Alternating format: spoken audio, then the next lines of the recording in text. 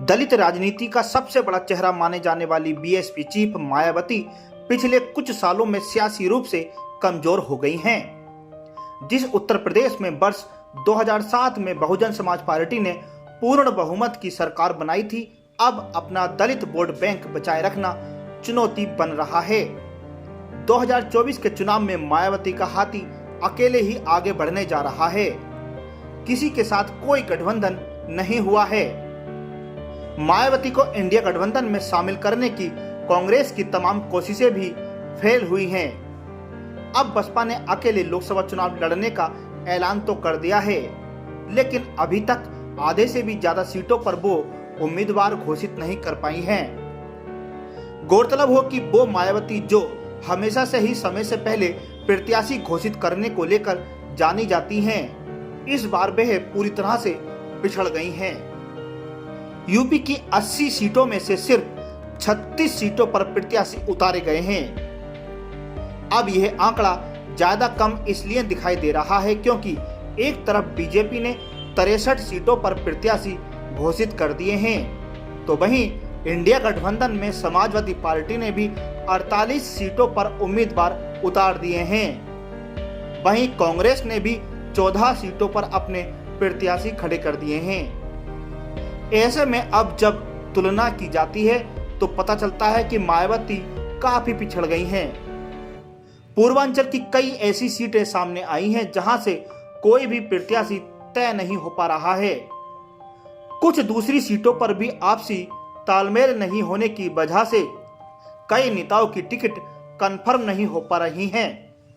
ऐसा कहा जा रहा है कि पूर्वांचल में अभी मायावती थोड़ा और इंतजार कर सकती हैं। उन्हें उम्मीद है कि कुछ मजबूत चेहरे दूसरी पार्टी से टूटेंगे, टिकट नहीं मिलने पर पाला बदलेंगे और बसपा उन्हें मौका दे सकती है। अगर बसपा की रणनीति को समझना हो तो उसके उम्मीदवारों के चयन को डिकोड करना जरूरी है।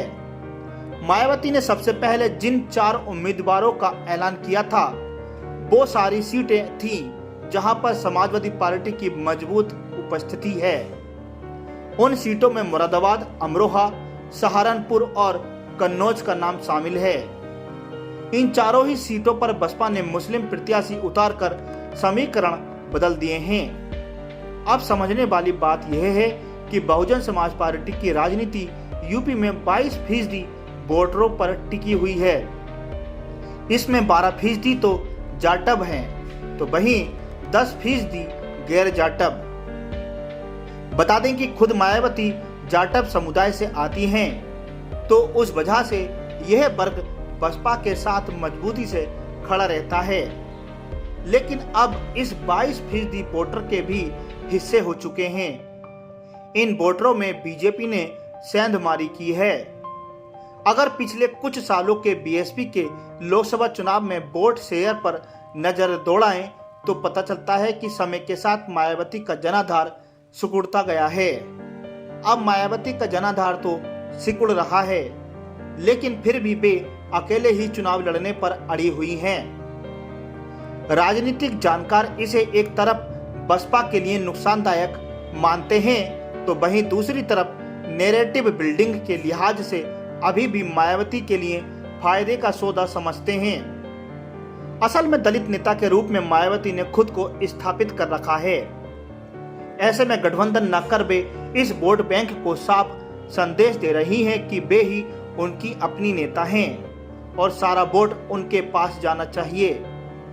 इसके ऊपर मायावती ये भी नहीं चाहती कि उनका वोट आधार दूसरे दलों के साथ बंट जाए, क्योंकि उस स्थिति में पार्टी की अपनी मजबूती कुछ कम हो जाती है। खुद मायावती का यह तर्क है कि दूसरे पार्टियों का वोट उनमें ट्रांसफर नहीं होता है, लेकिन बसपा का वोट चला जाता है। इसी वजह से अकेले चुनाव लड़कर बड़ा संदेश देने की तैयारी है। वैसे एक बात समझने वाली यह है कि मायावती जो गठबंधन को लेकर तर्क दे रही हैं वो आंकड़ों से मेल नहीं खाते हैं। बसपा प्रमुख जरूर मानती हैं कि गठबंधन कर उन्हें नुकसान हुआ है, लेकिन चुनावी नतीजे बताते हैं कि बसपा के लिए यह फायदे का सौदा ही रहा है। 1993 के विधानसभा चुनाव में बसपा ने गठबंधन कर रखा था और उसकी सीट का ग्राफ 12 से बढ़कर 67 हो गया था। इसी तरह 1996 में जब पार्टी ने कांग्रेस से हाथ मिलाया, उसका वोट प्रतिशत बढ़ गया। 2019 के लोकसभा चुनाव में तो सपा से गठबंधन करने का सबसे ज्यादा फायदा बसपा को गया और वो 10 सीटें जीतने में कामयाब हुई। वहीं ये आंकड़ा 2014 में शून्य पर रुक गया था। उस चुनाव में मायावती ने किसी से गठबंधन नहीं किया। इसी तरह अगर पिछले विधानसभा चुनाव पर नजर डालें तो मायावती ने अकेले चुनाव लड़ा और उनकी पार्टी सिर्फ 1 सीट जीत पाई।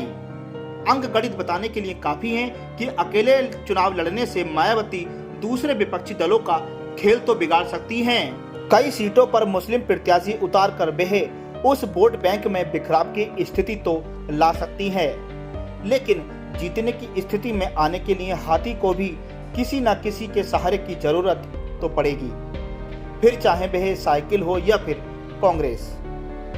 बहरहाल अब देखना होगा कि 2024 के लोकसभा चुनाव में अपने दम पर चुनाव लड़ रही मायावती को फायदा होता है या फिर नुकसान।